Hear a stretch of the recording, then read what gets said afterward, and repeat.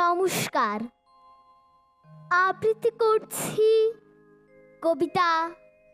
আমি রাসেল বলছি, কবি অনন্ত বিকাশ। আমি রাসেল বলছি, তোমাদের সেই ছোট্ট রাসেল, যার দুষ্টুমিতে অতিষ্ঠ হতে তোমরা। কি দোষ করেছিলাম আমি, আমার পরিবার, যার জন্য সপরিবারে এভাবে নির্মমভাবে আমাদেরকে হত্যা করতে হলো? এটাই আমার পিতার দোষ ছিল?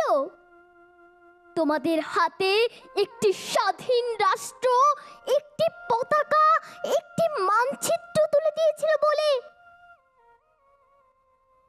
রাতের বেলায় অনেকবার কেঁদেছি, মাকে বলেছি, মা বাবা কোথায়? মা কতবার যে আমাকে তার সজল নয়নে আঁচলে মুখ লুকিয়ে সত্যের মতো করে মিথ্যে কথাগুলো বলতো। তোর বাবা কদিন বেড়াতে গেছে, এই তো কালই এসে পড়বে।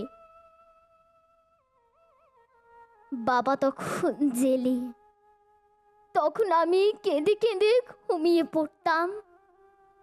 আমি আমার বাবার আদর স্নেহ থেকেও বঞ্চিত হয়েছিলাম।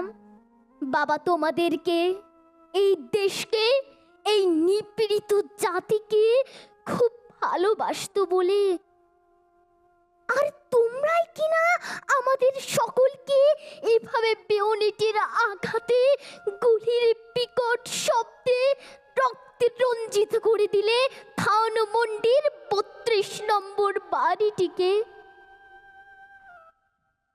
কি লাভ হলো বলো? আমারও তো স্বপ্ন ছিল অন্য একটি নাগরিকের মতো করে বাঁচতে। স্বাদ ছিল আর লাভ ছিল।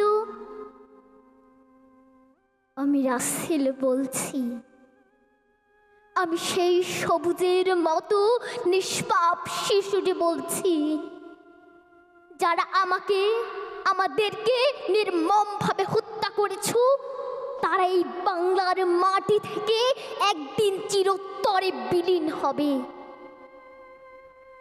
কি দোষ করেছিলাম আমি, আমার পরিবার? তখন তো আমার বয়স সবে মাত্র 10-এ পা দিয়েছিলাম।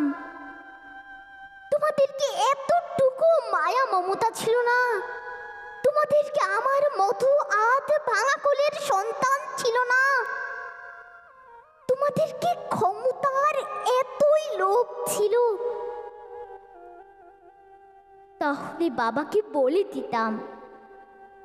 বাবাকে তো কোনোদিন তেমন করে পাইনি, তাতে কি হয়েছে?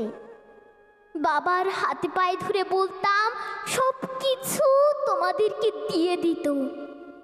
যেই ছেলেটি ভূমিষ্ঠ হবার পর থেকে পিতার সকল কিছু থেকে বঞ্চিত, আর সেই ছেলেটিকেও শেষ পর্যন্ত মেরে ফেলতে হলো। তার পরিবারকে নিশ্চিহ্ন করে দিতে হলো এই বাংলার মাটি থেকে। আমি রাসেল বলছি, হাসুপা, আপু, তোমরা তো বেঁচে থাকবে। তোমরাই এই দেশকে, এই দেশের সরল মানুষগুলোর পাশে দাঁড়িয়েও বাবার মতো করে ভালোবেসো। আমি শপথ নিয়ে বলছি, এই দেশ একদিন মোশতাক ও তার দোসরদের পাশবিকতার নির্যাতন থেকে রক্ষা পাবে। শত্রুমুক্ত হবে হবে। আমি রাসেল বলছি, আমি রাসেল বলছি, আমি রাসেল বলছি। ধন্যবাদ।